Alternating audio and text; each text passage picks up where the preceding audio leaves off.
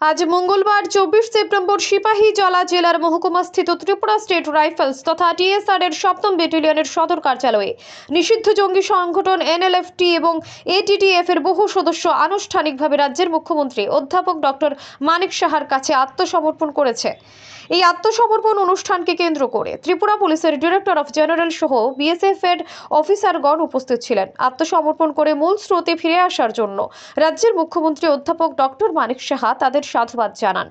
আত্মসমর্পণ অনুষ্ঠানে ভাষণ দিতে গিয়ে মুখ্যমন্ত্রী আরও বলেন, গত মাসে দিল্লিতে স্বরাষ্ট্রমন্ত্রী অমিত শাহ এবং স্বরাষ্ট্র মন্ত্রকের আধিকারিক রাজ্যের মুখ্যমন্ত্রীর প্রাক্তন প্রধান রঞ্জিত দেববর্মা এনএলএফটি ও এটিটিএফ এর সর্বোচ্চ নেতৃত্বদের সঙ্গে শান্তি চুক্তি সম্পন্ন হয়। মুখ্যমন্ত্রীও বলেন, সম্প্রতি ভারত সরকার ত্রিপুরা সরকারের সঙ্গে এনএলএফটি ওডিএফ এর সঙ্গে শান্তি চুক্তি স্বাক্ষরিত হয়।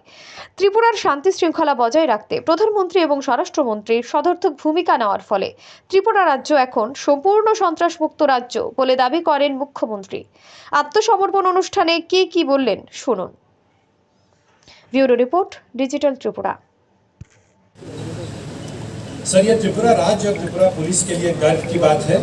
इस राज्य के सभी सशस्त्र समूह समाज की मुख्य धारा में शामिल हो गए हैं। आज के समारोह के बाद राज्य में शांति बनाए रखने के लिए हम सभी की ओर से सामूहिक और एकजुट प्रयास होंगे। माननीय मुख्यमंत्री महोदय के नेतृत्व में राज्य के संपूर्ण विकास को हम सब मिलकर गति देंगे। समझौते के अनुसार कैडरों की पुनर्वास आवश्यकताओं का आकलन किया जाएगा। खुफिया शाखा के प्रमुख के अधीन स्क्रीनिंग समिति निर्धारित प्रक्रियाओं के अनुसार कार्य करेगी। अंत में मैं सशस्त्र समूह के उपस्थित नेतृत्व और उनके सदस्यगण जो आज समाज की मुख्य धारा में शामिल हो रहे हैं, मेरी ओर से बहुत बहुत शुभकामनाएं देता हूं। जय Hind. Okay, media friends, thank you so much. I am DM Vishwa Mohan Deborma, President NLFT. So first of all, I would like to thank the government of India as we today celebrating homecoming ceremony is followed by our accord on 4th September 2024. So I like to thank first of all government of India, especially the Home Ministry Amit ji and team, especially Home Ministry team, and here Agartala team and the Shillong Guwahati, everyone of their team. I would like to thank to them first of all, and the state agency, everyone, and the BSF and other agencies, Tripura Police, TSR, everyone. So as we are very happy. We are very happy as we celebrate here today, and we join already. And let's see,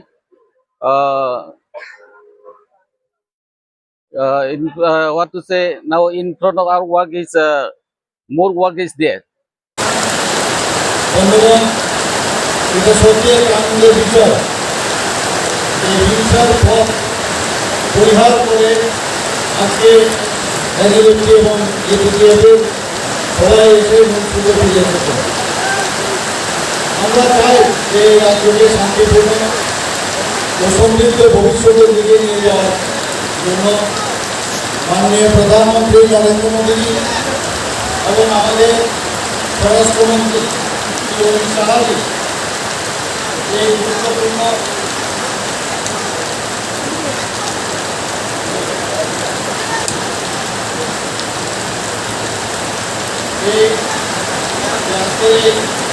গুরুত্বপূর্ণ যে ওনারা সহায়ক ভূমিকা পালন করেছেন।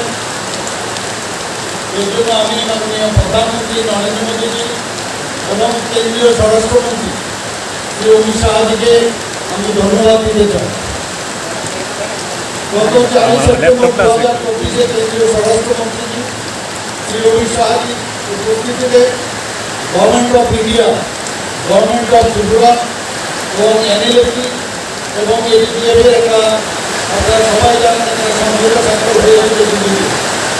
তার এই অঙ্গ হিসাবে আজ এখানে যে রত্ন সমর্পণের যে কার্যক্রম এবং এই কার্যক্রমে আমরা দেখলাম স্বাভাবিক জীবনে সমস্ত এনএলএফটি এবং এটিএফের সদস্যরা ফিরে এসেছেন।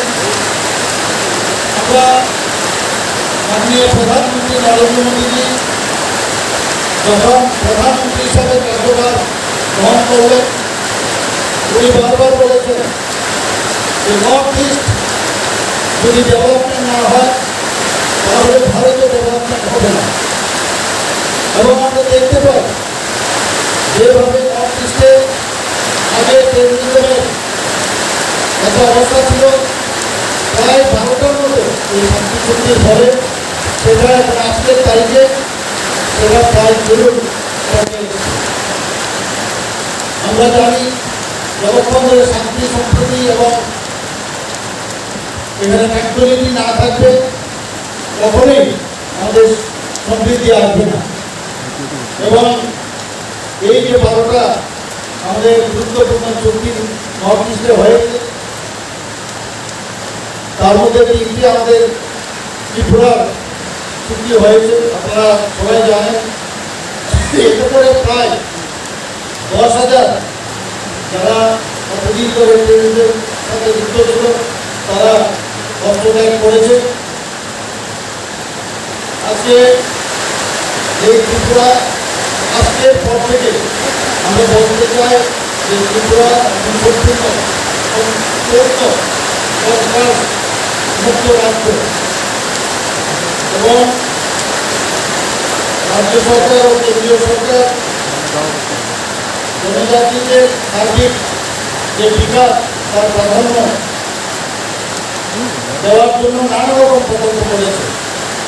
মনে রাখতে হবে হিংসা ও উগ্রপন্থী দিয়ে সমস্যার সমাধান নয়।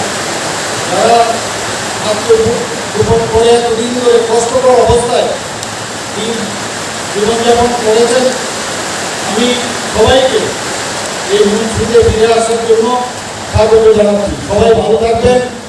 জয় হিন্দ, ভারত মাতা কি জয়।